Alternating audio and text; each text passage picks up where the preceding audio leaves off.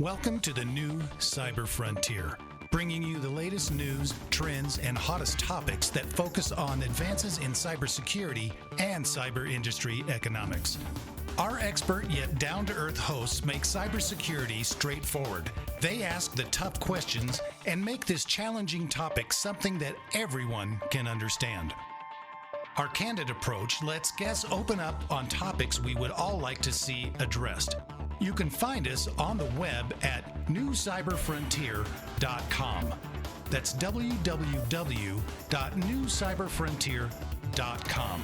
Now join today's host as he introduces the topic for today's New Cyber Frontier. Welcome to today's episode of New Cyber Frontier. In studio with me here today, you have Tim Montgomery. Tim's no stranger, he's been on before, but he's going to become more of a readily steady feature here and host some of the shows. Tim, great background. Now let me work you up before I let you say hi. Sounds good. Tim is many things. He's a ex-Marine Corps, former Marine, professor, several different institutions, universities. Correct. Worked with me at Colorado Tech. Works in the federal government on the transportation security side. So this will be a little bit of a different spin, hopefully some little bit expertise in an area that we haven't had too much of, as kind of the consumer level security, transportation security. TSA does a lot of consulting. Also a PhD student. I know you're working on a dissertation. Yes, sir. At University of Colorado. But Tim, welcome today. Thank you for the intro. Yeah, how do you feel about taking over some hosting and being a little more of a steady feature here at New Cyber? Oh, I'm all for it. I think it's an excellent opportunity to get my voice out there and kind of put my footprint on the cybersecurity community and help with expanding on anything that and my expertise and skills will allow in the community. Yeah, so definitely. We want to know about you today, though, since people are going to be hearing your voice, you drilling some people. We want to know, why are we hearing this guy on there? But we want to get personal. We want to know your background. Okay. So tell us about what led you up, what little Tim was like, and what Tiny Tim. What gave you an interest in cybersecurity? I've always had the need and feel to kind of drive my skills at helping people. So that derives, I think, in the community a lot of it's heartfelt from the community side of wanting to support, security measures, to supporting small businesses, things. And we know that the world is trending into the virtual ecosystem, and it more or less is driving for a security measure to be applied across the board to secure day-to-day life there. The other thing is, I've always loved computers, had a passion for it. Even as a young kid, I was always breaking stuff and trying to fix it. My mom, I remember having a swing set at the age of 4 and thinking how cool it was to take it apart. She didn't think that was very good. I was mad about it. But the engineer mind is what I think of when I say those things. Always curious. Yeah, always curious. Yeah. So building a computer in my bedroom all the time, just so if I can build it better, or if I could break it again, just to see what the functional pieces would do. I always say break it, but it means test it to its limits to me. Mm-hmm. So bringing that into the equation along with support and helping others, security came to mind just through iteration after iteration of being in the military and helping, being part of the DoD at some points and the different agencies out there.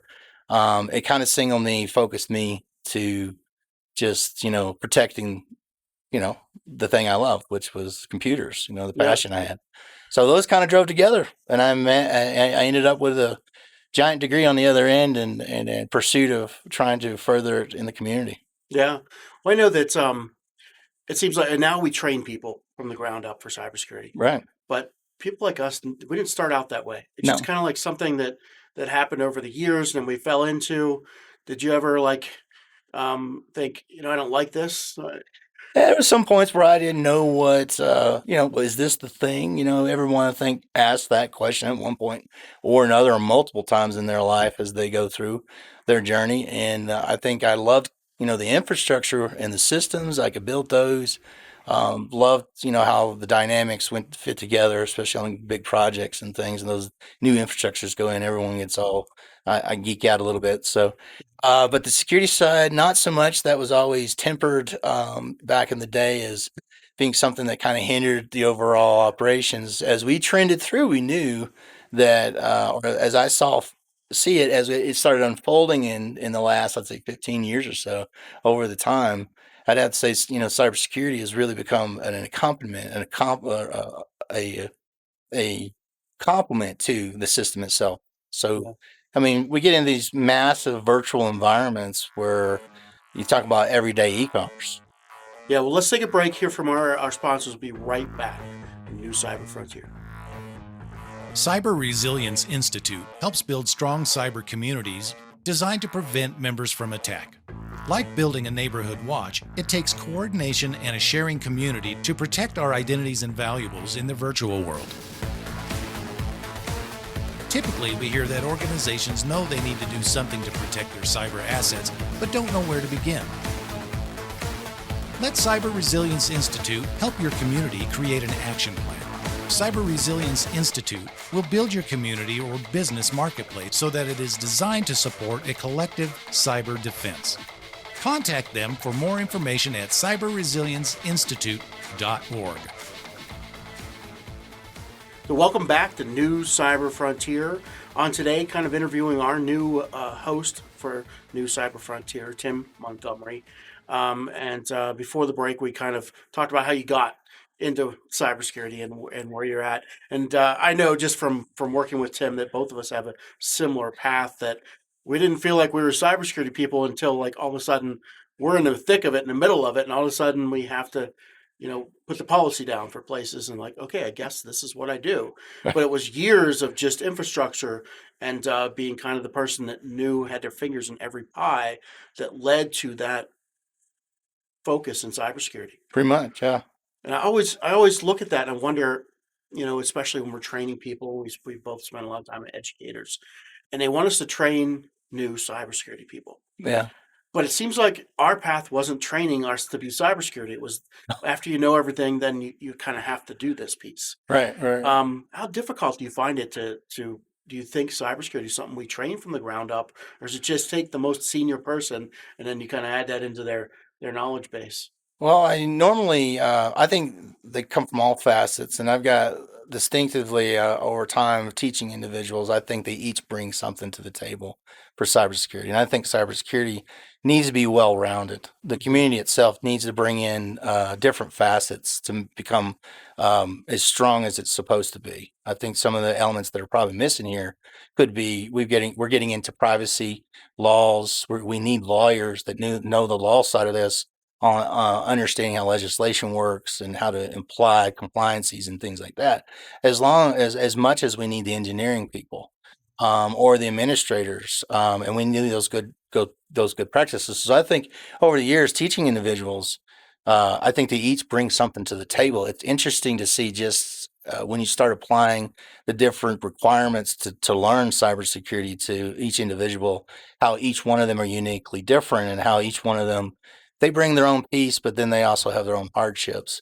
So as we did, and when we were going through the gauntlet, I guess you could say, to get to where it kind of just presented itself. So in a lot of ways, I think the perspective here for teaching is tremendous, and bringing those on, that it's always going to change the community, and I think it's just making it stronger. Yeah. So you are, we'll say, transportation security. I know that you have an affiliation with TSA that we're not going to talk about too much on here. Right. But that is a whole side of almost consumer security that everybody's involved with. Either, on Right. the organization level, you're setting that up, but now it's going through the airports, transportation. It's everything these days, right? Buses, trains, whatever. Right. I think you bring a unique perspective. Talk about that, where you feel that you can bring light from that side into New Cyber Frontier. Well, I think in our case, New Cyber Frontier is a good platform for the cybersecurity community. That being said, TSA was stood up back when 9/11 hit us. That was the need then. They knew the perspective behind why TSA was stood up in the first place was because the individuals that were flying those aircraft managed to make it through the wickets, or if you would, when there was nothing there to stop them. So something had to be done to set up a system of some sort that would protect that would never happen again. Thus, TSA was born. Over the years, TSA has been tremendous fundamental piece in dedicating itself to supporting everything internally in the United States, infrastructure-wise, to securing it, whether it be transportation, trains, planes, automobiles, anything in the supply chain, along with the virtual economics that we're talking about here, right? This ecosystem. Um, so I think the what it brings, what I bring to the plate when I say TSA is I bring that history with me, and I bring in just the mindset to support the internal mechanisms, how security is prevalent in today, and how it's complementary to the ecosystem we currently have in everyday's life. And I think that touches bases with most Americans today, most Europeans, most people in the world do e-commerce somewhere somehow. I mean, that's what has changed about us all. With the pandemic, think about that. COVID has kind of forced us all to be at home. What's that opened up a new horizon for doing telework, virtual work from home, right? Working from home, which has put a big damper and a different perspective on how we do business, operate, and operations for each organization. That's another perspective that TSA has taken on and tried to help use to enforce security across the board for just doing day-to-day business with their own internal organizational components. So those are different perspectives that I could bring to the table and shine light on from the historical value of TSA. Yeah. So, and a lot of people, you see TSA officers, um, you hear DHS, Yep. and I guess I don't know what the difference is, where the line kind of falls on that. Is that something you can elaborate on? Well, a little bit. I think you can always look at the TSA and its history. It's out there. Department of Homeland Security, when it was brought up, it has many different departments and facets. TSA was one of the earlier components that branched out only because, like I said, 9/11. It's But they're not under the same. technically TSA is under DHS. Okay. So there's lots of different branches or departments that come under Department of Homeland Security, DHS.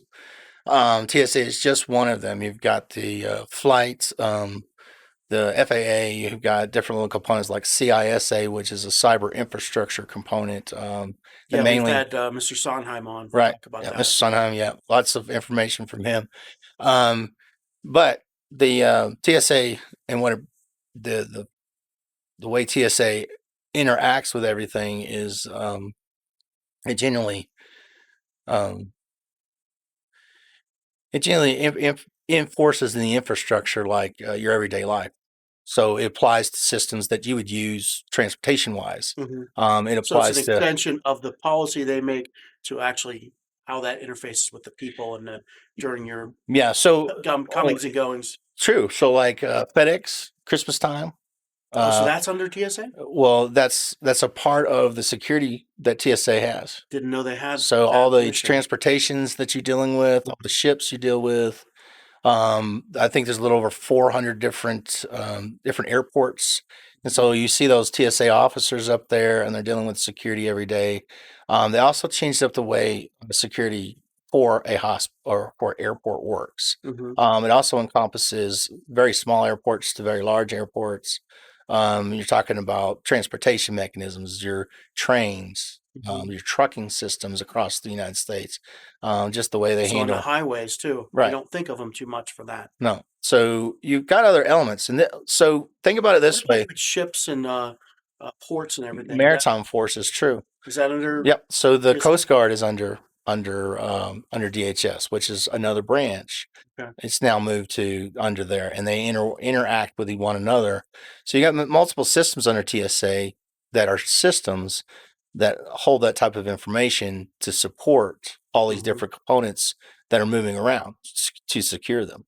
Yeah, it's almost like as a consumer, you're more more touch points with TSA than you would DHS. That's just kind of like this government Yeah. So, agency and that's out you there. may interact with different departments like the FAA. You may have parts there that you may have like your checklist for flight could have different components that interact with different departments in DHS, but TSA is one of them, and it's primarily about transportation and security of transportation in those different facets.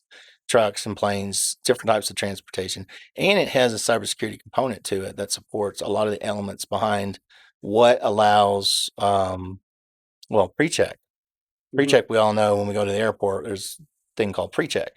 So what runs that system? Mhm. And how many systems really are out there that runs like that?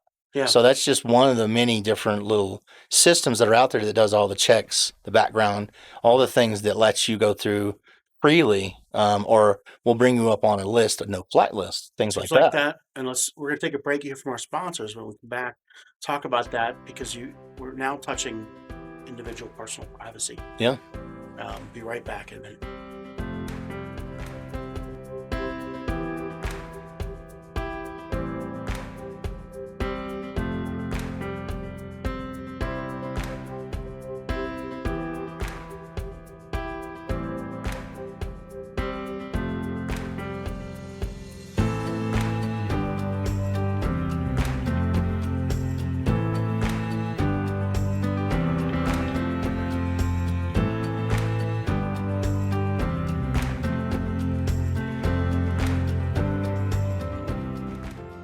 Welcome back to New Cyber Frontier. On today, talking with our new host, Tim Montgomery, who is going to be a more permanent feature here at New Cyber Frontier. Before the break, we were talking about kind of that transportation security, and then you got into that pre-check. And now we're talking something people start to see that, privacy. How does that relate to me? Mm-hmm. It is my identity, and that's moving digital. And I know I'm concerned about how many places do I have to put all my information into a new agency all the time or a new website, and I'm like, how are they keeping track of my data? How are they handling it? Like, now they have these forms you can fill out for swab your mouth and get your DNA testing, right? Right. Send it in. Now another group that you don't know has this very kind of private information in a DNA, database basically. somewhere, and we're starting to entrust our government agencies with this type of stuff. What do you think about that kind of that turn towards? I think people don't realize how important this is, and the preface this is happening with all this data of that privacy nature being held by agencies. Well, as far as security is concerned, they do the best they can do to secure every element and separate the data and only have specific locked. I can tell you some of the most tedious as an admin. I don't working there. I don't have any rights to anything. They're always checked by somebody else. There's only specific people that have rights to specific reasons. Sometimes their admin rights will be turned on and turned off according to their need and job because they're so protective over this data. It's just a whole different atmosphere working for different agencies. This one's different in the way it does some of the stuff, the way it does some of the accesses. So I think it's got a higher rate of security value to their systems. And that's just from what I get a chance to see myself. So And security is based on privacy and what you have of yes, individual yeah, people. it is definitely when we talk about authentication, it's like any other system that you would have with the government that you got to go through the authorities to get operations, and that implies the complexities of compliancy for all the elements when you got PII or you got HIPAA, Hmm. any of those things, those facets that you're going to have to protect. You've got multiple controls, and they got to stay compliant. But I think these individuals take it a step further for security a little bit here, just because they're on the front lines. It's good to So see that government effort agency is yeah, taking that seriously. yeah, they really do, and they really are passionate about people they work with and for. The American people is what we're out for. Hmm. We really do want to protect your privacy. We want to make sure that you guys, as individuals out there doing your day to day, the freedom is is what we're, as Americans, we're free. We're supposed to be free. So protecting that data and accumulating more types of data like your DNA will take it a step further. And yes, it's quite possible. We all know that breaches can happen. We won't say that they will never happen, Hmm. but I think these individuals try to take it a step further to support this not happening to them. Yeah. Is there a mandate from the government or from DHS about how that has to be handled? Or is it just kind of done in-house there now, TSA's? What's the directive that says here's how it has to be handled when people look at it? That's what I'm curious about. 4300, if you look at the DHS's 4300, it has a lot of what TSA goes by as far as regulations. Okay. So you can take a look. I don't know if it's publicly out there, but that's the regulations that we repeatedly go back to for precedence over. Of course, that all implies by your NIST standards, your RMF 800 series. You said you're not sure if that's public to anybody though?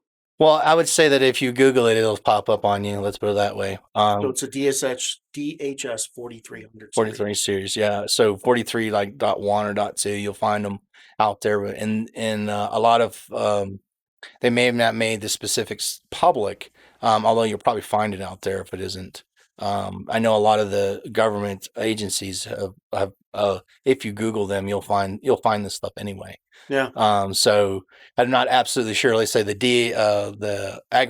Department of Agriculture seemed to have let some things out there. I was just looking for forms for specific, to fill out for, and usually there's a site that will give you all the Army regulations and things like that. So Mhm. I happen to find some other things out there that I'm not sure if that's truly the way that department wanted it to be or agency wanted it to be. That does happen to all of us.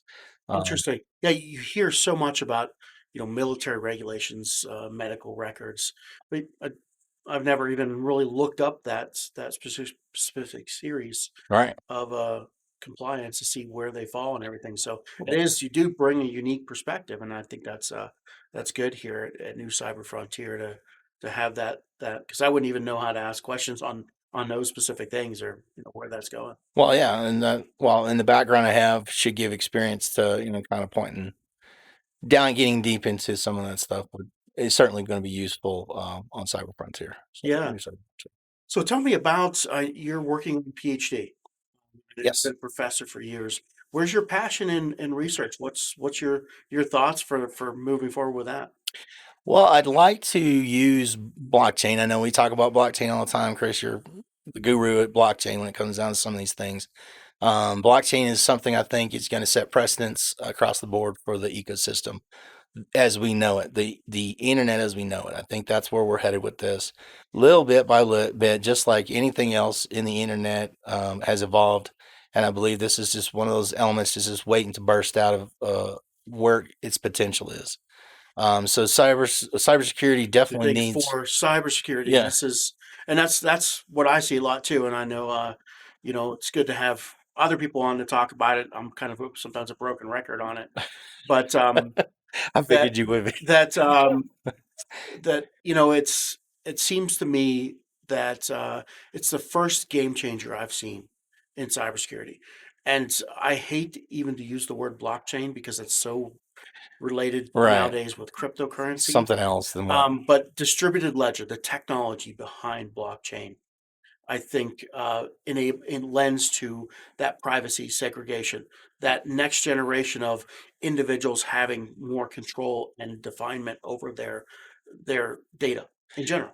Yeah, and I think it also evolves into things like autonomy of cars. We're talking about the car interacting with its own components inside of itself. I mean, Mhm. think about going down the road and somebody deliberately does something to the car. Well, blockchain would be able to securely allow the car to interact without being interrupted. If Mhm. something would happen, it would be protected internally. There's something that you inevitably won't be able to break. So the car itself will be more secure in its, transaction between its components to try to secure, this autonomy in the car. Hmm. So I think of it kind of like in those measures as well. And So is that where you're doing researches in cars and well, autonomy, or?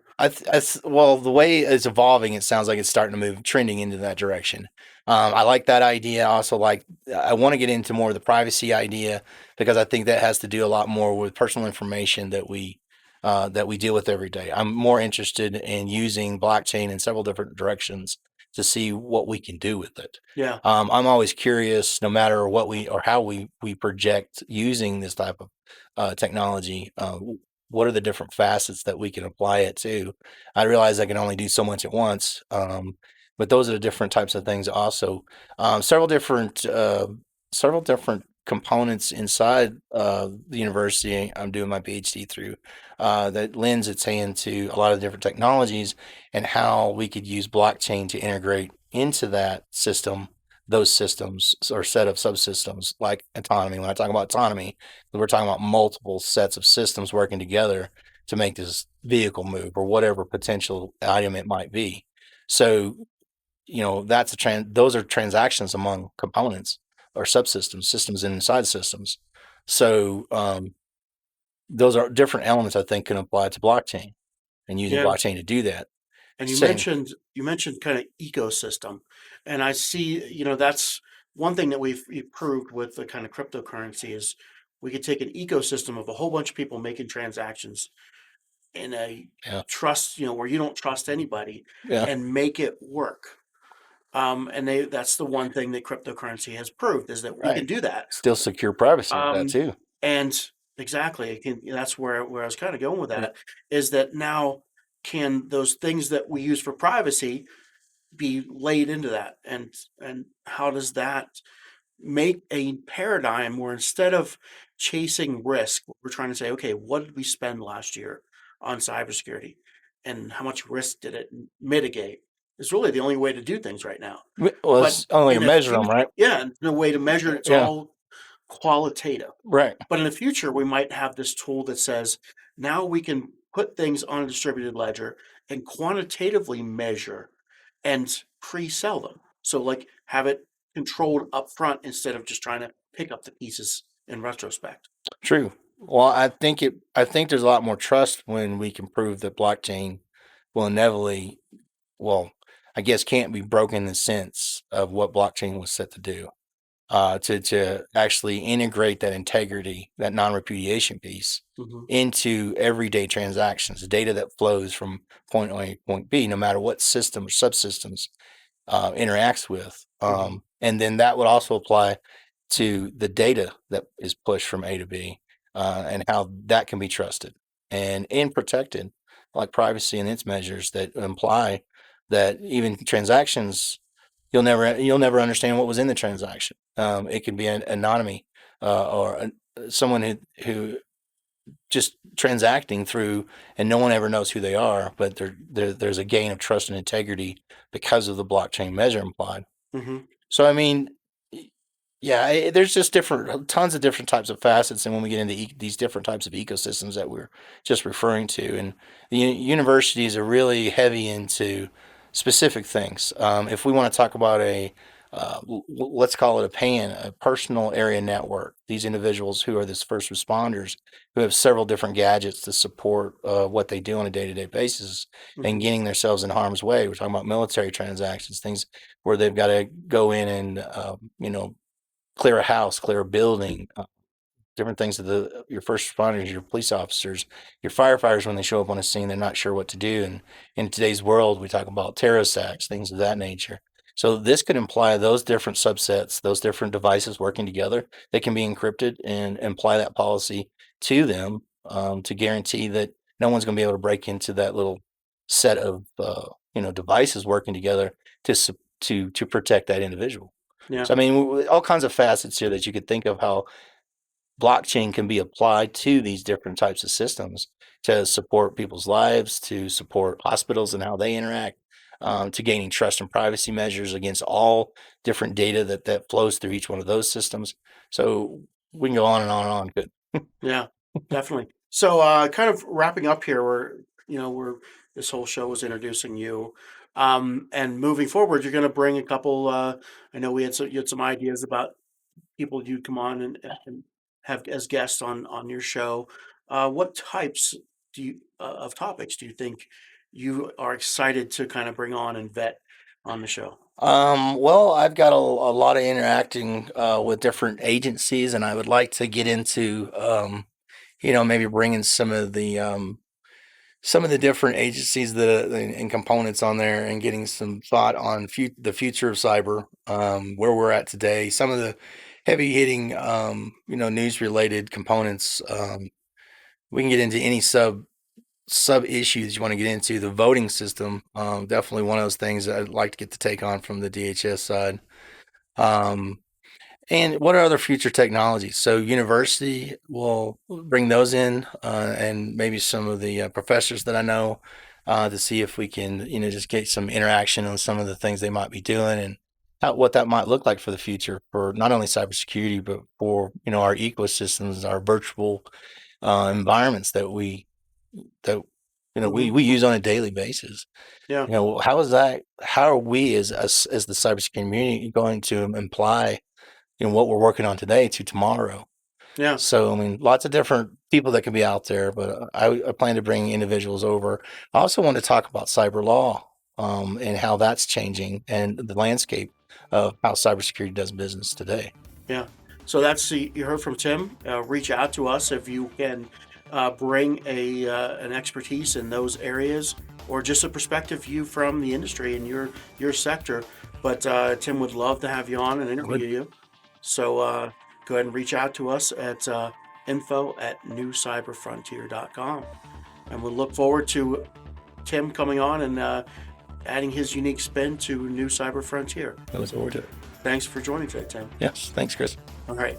Have a good one today. You heard it today. Our new host, Tim Montgomery, coming soon to New Cyber Frontier. Thank you for listening to New Cyber Frontier. Remember to follow or like our post and circulate each new show to your networks.